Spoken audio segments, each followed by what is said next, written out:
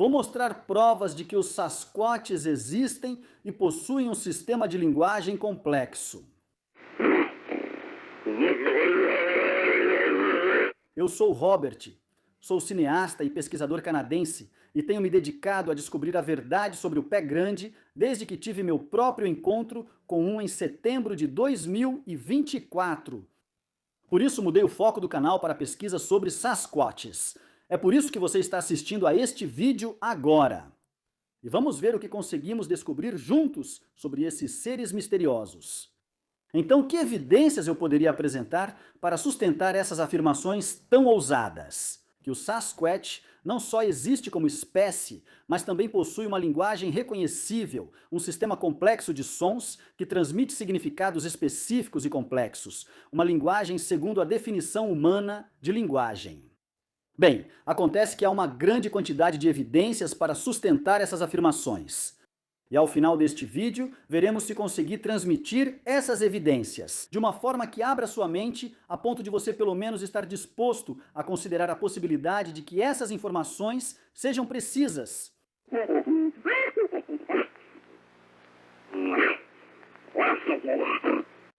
Devo começar dizendo que não vou falar sobre as pegadas com morfologia, que segundo muitos especialistas é impossível de falsificar. Não comentarei as amostras de pelos que foram analisadas de forma independente e detalhada e apresentam características de pelos de primatas, mas não correspondem perfeitamente a nenhum primata conhecido. E também não vou falar sobre os vários filmes supostamente do pé grande, alguns dos quais foram analisados por antropólogos, zoólogos, biólogos de vida selvagem e ainda não foram desmentidos. Já abordei todos esses tópicos em detalhes em outros vídeos e convido você a conferir caso tenha interesse. Neste vídeo, vou falar especificamente sobre uma série de gravações de áudio que foram compiladas e que provam que criaturas não humanas possuem uma linguagem complexa, semelhante à humana. Estou falando, é claro, dos sons da Sierra. Os sons de Sierra são uma coleção de supostas vocalizações de Sasquatch.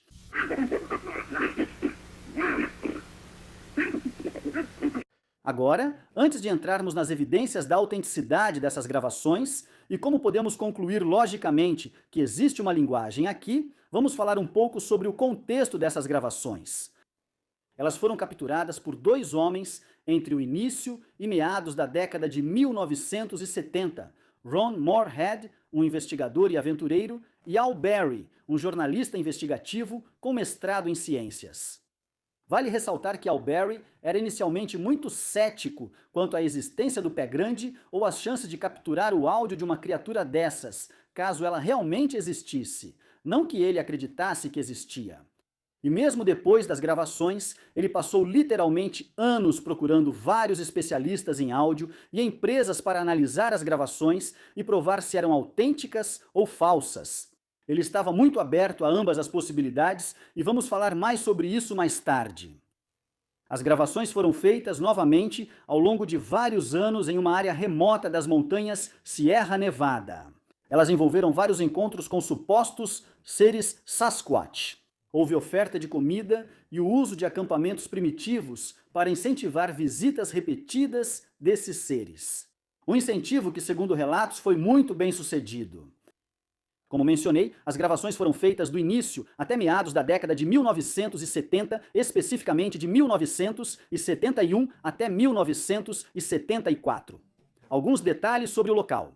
Os dois homens estavam a pelo menos 16 quilômetros das estradas mais próximas, que eram apenas vias de extração de madeira sem acesso significativo. Eles estavam em uma altitude elevada na Sierra Nevada. Nenhum farsante sabia do local ou da missão de capturar esse áudio, e mesmo se soubessem, seria muito difícil para um falsificador chegar lá. As gravações em si têm uma grande variedade auditiva. Ao que parecem ser conversas entre um Sasquatch macho e uma fêmea.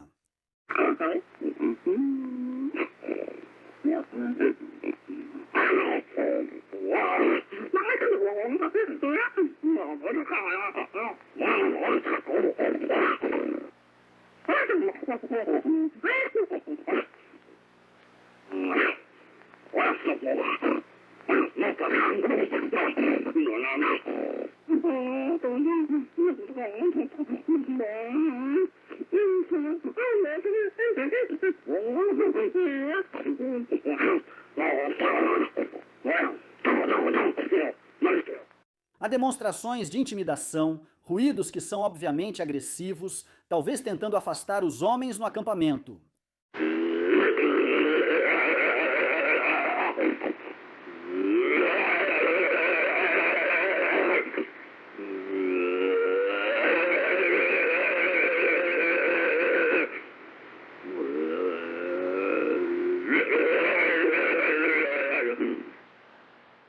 Há vários gritos do tipo que nenhum animal conhecido faz na América do Norte, e ainda assim foram relatados por muitas outras pessoas que afirmam ter encontrado seres semelhantes ao Sasquatch no continente.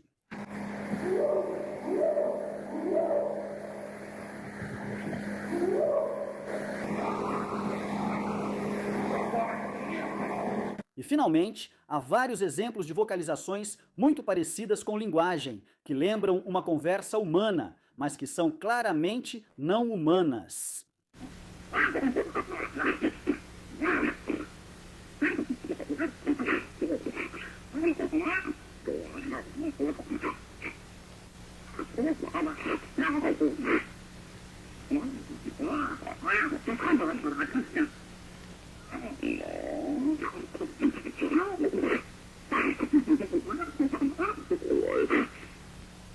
Antes de apresentar as provas de que muitos desses sons são mesmo uma linguagem, vamos discutir como sabemos que os sons de Sierra não são falsos. Primeiro, a autenticação de especialistas. O Dr. Arlen Kurland é engenheiro eletricista e analista de áudio da Universidade de Wyoming, e ele passou um ano inteiro analisando as gravações. Ele analisou a frequência, a amplitude e o ritmo dos sons da Sierra e disse, abre aspas, descobrimos que os sons foram feitos por uma criatura com um alcance vocal muito maior do que o dos humanos, não foram fabricados. O Dr. Kurland explicou que certos elementos dos sons da Sierra, como o comprimento do trato vocal, que é muito único por ser muito maior do que o comprimento do trato vocal de um humano médio, podem nos indicar com uma precisão surpreendente o tamanho e a altura da criatura que produziu o som. Com isso em mente, o Dr. Kurland estima, com base nos detalhes que ele analisou nos sons da Sierra, que pelo menos uma das criaturas que produziu os sons tinha entre 2,10 metros e 2,40 metros de altura. A conhecida empresa de análise de áudio, Psionic Research Incorporated, com sede em Nova York, também analisou os sons da Sierra. Essa empresa também analisou as fitas do caso Watergate de Nixon. A primeira coisa que eles procuraram foi o zumbido característico de 60 ciclos no áudio, quase imperceptível ao ouvido humano, mas com equipamentos especializados, muito perceptível. Esse zumbido, se presente, indicaria uma pré-gravação em estúdio dos sons e, portanto, indicaria falsificação. Mas não encontraram o zumbido de 60 ciclos. Os engenheiros de som deles também observaram que as vozes nas fitas eram, na opinião deles, poderosas demais para serem vozes humanas, com base em vários detalhes específicos da forma de onda do áudio.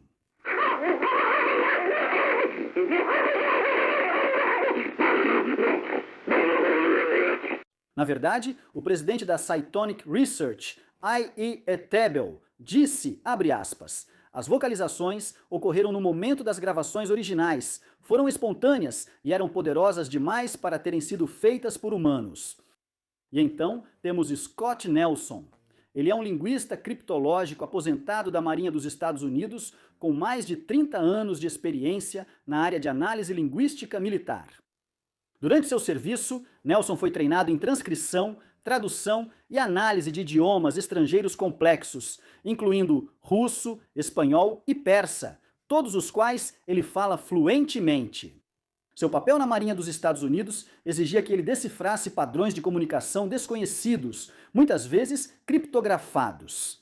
Exatamente o tipo de especialização que você gostaria de ter ao analisar supostas vocalizações não humanas que podem incluir uma linguagem. Nelson também ensinou russo no prestigiado Instituto de Idiomas de Defesa, ou DLI, em Monterey, Califórnia. Este é um dos centros de idiomas mais rigorosos do mundo, por isso é usado por vários serviços de inteligência militar. Nelson também trabalhou com a Agência de Segurança Nacional e se concentrou em interpretar comunicações interceptadas, que muitas vezes não tinham contexto ou sistemas gramaticais claros. Por isso, ele foi contratado para decifrar o significado. Essas habilidades são obviamente diretamente transferíveis para analisar e decifrar possíveis linguagens e significados em áudios como os sons de Sierra. Quando ouviu os sons de Sierra pela primeira vez no site de Ron Morehead, Nelson imediatamente reconheceu estruturas linguísticas. Ele diz que percebeu sintaxe, fonemas, que é uma maneira sofisticada de dizer palavras reconhecíveis e repetidas, e consistência morfológica nas vocalizações. Após anos de estudo e entrando em contato com Ron Morehead para ouvir as gravações originais, Nelson concluiu que os sons representam uma linguagem complexa e estruturada, não um ruído animal aleatório ou uma farsa. Ele disse, abre aspas, essas vocalizações contêm estrutura semelhante à linguagem e fonemas repetíveis. Isso não é uma baboseira aleatória. Outra especialista que analisou independentemente os sons de Sierra e se manifestou a favor de sua autenticidade e que, aliás, não tem nenhum interesse pessoal em afirmar que os sons de Sierra são autênticos, é Nancy Logan. Ela é uma especialista em fala humana que diz, abre aspas, acredito que parte da comunicação primitiva está acontecendo na forma de uma linguagem primitiva. Ainda acho que é uma linguagem. Desafio qualquer um a fazer exatamente os mesmos sons, com a mesma pronúncia e na mesma velocidade. Destaco que Nancy Logan novamente não tinha afiliação com o acampamento Sierra ou o Sierra Sounds Venture. Ela não tinha relação com Ron Morehead, Al Berry, Scott Nelson ou outros envolvidos nos sons de Sierra, nem com grupos de criptozoologia. A declaração dela foi feita após analisar independentemente os sons originais de Sierra, por puro interesse pessoal. Se você ler mais do que ela diz, basicamente ela concluiu isso. As vocalizações eram suficientemente estranhas em sua pronúncia precisa e rapidez na execução para serem impossíveis de serem imitadas com precisão por humanos. Provavelmente são exemplo de forma desconhecida de comunicação primitiva. A análise de Nancy é particularmente interessante porque é outro raro exemplo em que um especialista verificado em análise vocal humana, semelhante a Scott Nelson, que assim como ele não tem nenhum interesse direto na hipótese do pé grande, afirmou publicamente que as fitas de áudio de Sierra contêm características que são inconsistentes com falsificações de origem humana. Os sons de Sierra incluem uma faixa vocal que excede as normas humanas. Também há evidências claras, segundo todos os especialistas citados, da capacidade pulmonar exigida para certos sons que indicam uma grande cavidade torácica. Os níveis de pressão sonora não correspondem aos de humanos ou animais conhecidos. Muitos céticos de mente fechada que ouvem os sons da serra afirmam que eles são obviamente falsos e claramente humanos, apenas fazendo barulhos humanos engraçados. Vamos analisar essas afirmações em detalhe depois no vídeo. Por enquanto, a resposta curta é que especialistas em áudio e linguística analisaram as gravações por muito mais tempo do que uma escuta casual na internet. Dizem que os sons não são humanos nem de animais conhecidos. Outro motivo que comprova a legitimidade dos sons da Sierra é a confirmação ambiental. Novamente não havia estradas ou acesso de veículos. Eles estavam a quilômetros da estrada trafegável mais próxima. Várias testemunhas dos eventos que levaram às gravações também corroboraram a história apresentada por Morehead e Berry. Morehead e Berry não eram os únicos lá na época. Havia pelo menos mais 3 pessoas, incluindo Warren Johnson, um dos caçadores originais que mantinha o acampamento remoto de caça na Sierra Nevada, onde ocorreram as gravações. Ele e seu amigo Bill foram os primeiros a experimentar as vocalizações estranhas que depois foram gravadas por Morehead e Berry, e também encontraram pegadas grandes que os levaram a chamar Morehead e Berry. E foi isso que levou à captura dos sons da Sierra em primeiro lugar. Bill McDowell, junto com Warren, também esteve presente durante várias noites de gravações dos sons da Sierra. No livro de Ron Morehead, vozes na selva, Bill declarou publicamente que, além dos sons da sierra, ele ouviu ruídos incomuns de estalos do lado de fora do abrigo, na área onde as gravações aconteceram, coincidindo bastante com a experiência de Ron. E, finalmente, temos Louis Johnson. Ele, Ron e Bill teriam ouvido esses mesmos sons misteriosos de estalos que pareciam entrar até mesmo na área fechada do abrigo onde estavam acampando. Esse é um bom resumo de como sabemos que os sons da sierra são gravações autênticas e não adulteradas de uma espécie desconhecida. Como sabemos que esses sons formam uma linguagem? Primeiro, há uma estrutura linguística. A análise de Scott Nelson inclui a observação de consistência fonética, morfemas repetidos e regras de sintaxe. Ele afirma, tem todas as características de uma língua falada, como acentuação, entonação, morfologia e gramática. Toquei repetidas vezes e minha irmã perguntou: "Pai, o que está fazendo? O que há de errado?" Respondi: "Filho, há uma linguagem aqui. Isso não é humano." Há a presença de alternância de fala entre diferentes seres com vozes diferentes, um falando e depois outro respondendo. E também há uma modulação emocional muito clara.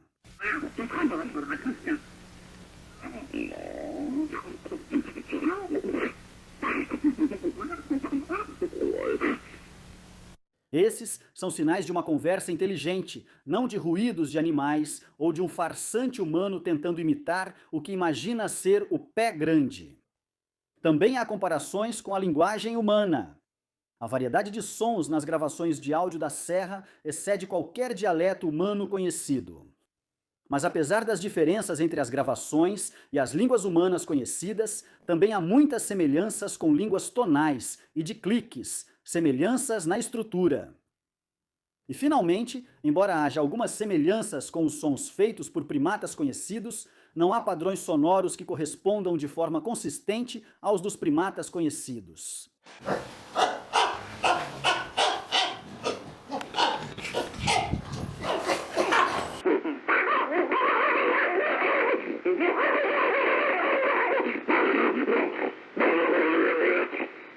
Também não há correspondências consistentes com lobos, aves e outras espécies norte-americanas conhecidas.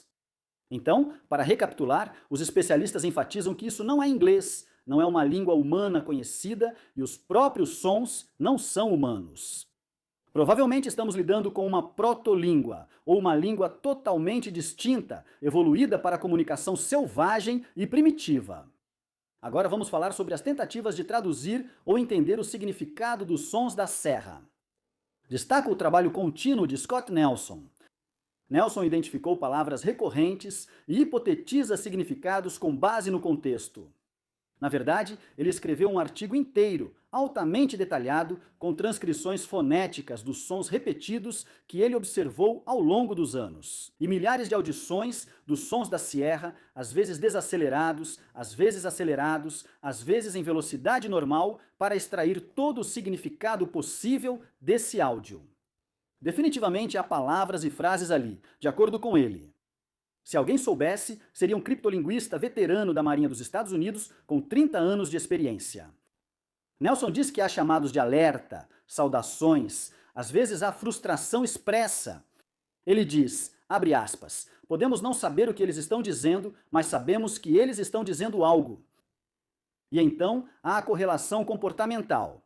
A reprodução dos sons de sierra no campo levou a respostas de Sasquatch, vindas da floresta, mais sons que não são conhecidos como de animais ou humanos. Aqui estão alguns sons do Kraken.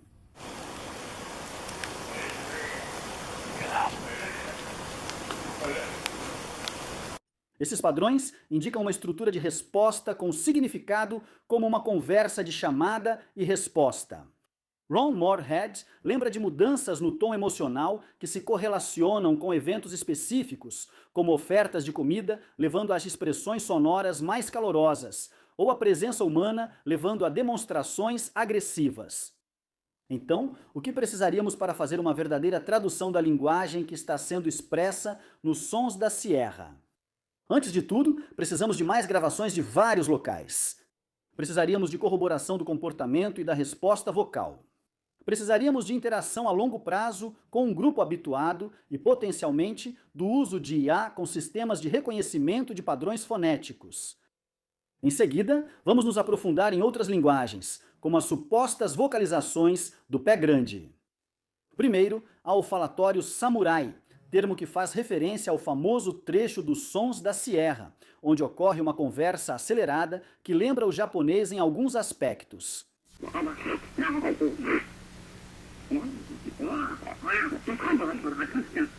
Esse mesmo tipo de conversa já foi relatado em várias regiões fora da região de origem dos Sierra Sounds. Esses relatos apresentam frases e ritmos parecidos, segundo testemunhas, sugerindo dialetos regionais ou sistemas linguísticos da espécie. Nativos americanos relatam que os Sasquatches imitam sons e falam sua própria língua. De acordo com um ancião da tribo Staus, entrevistado pelo jornalista J.W. Burns, os Sasquatches não só têm sua própria língua, mas também conseguem falar e entender idiomas humanos conhecidos. Esse é um pensamento meio perturbador. O que tudo isso significa para a pesquisa sobre o pé grande? Bem, isso é uma forte indicação de inteligência, antes de tudo. Linguagem implica planejamento, implica estrutura social, memória e ensino. Se os Sasquatches falam, estão muito além de um elo perdido ou primata desconhecido. Eles são um grupo de pessoas não humanas, embora talvez em alguns aspectos parcialmente humanas ao mesmo tempo. Por que relatos de vocalizações com características de linguagem são tão raros ou ocultos? Bem, evitar a detecção pode ser uma motivação primária para os Sasquatches, e isso exigiria uma comunicação discreta e silenciosa, possivelmente ultrassônica ou até mesmo por infrassom. Isso poderia facilmente explicar por que os pesquisadores raramente ouvem essas vocalizações fora de pontos confiáveis. Agora vamos falar sobre as muitas alegações céticas que foram feitas contra Ron Morehead, Al Berry e os Sons da Serra. Primeira alegação, é apenas um monte de bobagens. Céticos costumam dizer que os sons da serra são besteira, grunhidos aleatórios, uivos ou, na maioria das vezes, apenas humanos fazendo vozes estranhas. Mas esse argumento desmorona sob análise linguística. Novamente, temos as análises de pessoas como Scott Nelson. Ele foi treinado para decifrar linguagens codificadas. Esse era o seu ofício. E ele encontrou fonemas repetíveis, sintaxe consistente, estrutura morfológica, todos os componentes centrais de uma língua real. Ele diz, abre aspas, você pode falsificar uma língua, mas não pode falsificar as regras linguísticas. Resumindo, nenhum animal farsante ou ser humano de qualquer tipo jamais produziu algo que passe nos testes linguísticos com esse nível de rigor aplicado. Já tratamos da segunda alegação cética, sobre possíveis falsificações de sons, mas como dito, Ron Morehead e Al Berry estavam a 16 quilômetros da estrada de madeireiros mais próxima. Eles estavam no alto das montanhas e precisaram carregar comida e equipamentos. Não havia estrada, nem luz, nem motivo para que alguém pudesse tê-los seguido repetidamente por um terreno denso, cheio de ursos, só para gritar na floresta e enganá-los. Na verdade, o segredo e o isolamento eram fundamentais para esse experimento. Não havia trilhas marcadas levando até lá, segundo Morehead, que disse, abre aspas, nunca contamos a ninguém onde ficava o acampamento, nunca marcamos uma trilha. Fomos muito cuidadosos com isso. Todos os envolvidos, Ron Morehead, Al Berry, Warren Johnson, Bill McDowell e Louis Johnson, mantiveram intencionalmente o local em segredo, até mesmo da família e dos amigos. Ninguém fora desse grupo central sabia as coordenadas exatas, ou mesmo a época das viagens deles. Então, o que tudo isso significa para as alegações dos céticos? Bem, qualquer teoria que sugira que um farsante de fora seguiu os homens até o acampamento na montanha sem ser notado, carregando equipamentos de som volumosos e vocalizando sons além da capacidade pulmonar humana. Sem saber sequer que o grupo estaria lá, é algo além de improvável, é logisticamente e praticamente impossível. Portanto, só quem esteve no acampamento poderia saber que eles estavam lá. Ninguém mais teria como ou porquê criar uma farsa tão elaborada por anos nas montanhas. Outra alegação cética Já citada, mas importante reforçar, é que o áudio pode ter sido adulterado.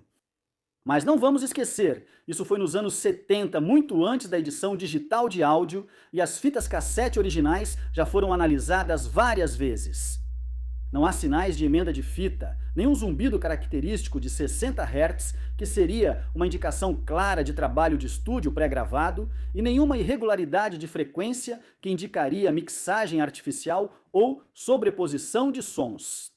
Eu desafiaria qualquer cético de mente aberta sobre os sons de Sierra a fazer o que o Dr. Arlen Kurland fez.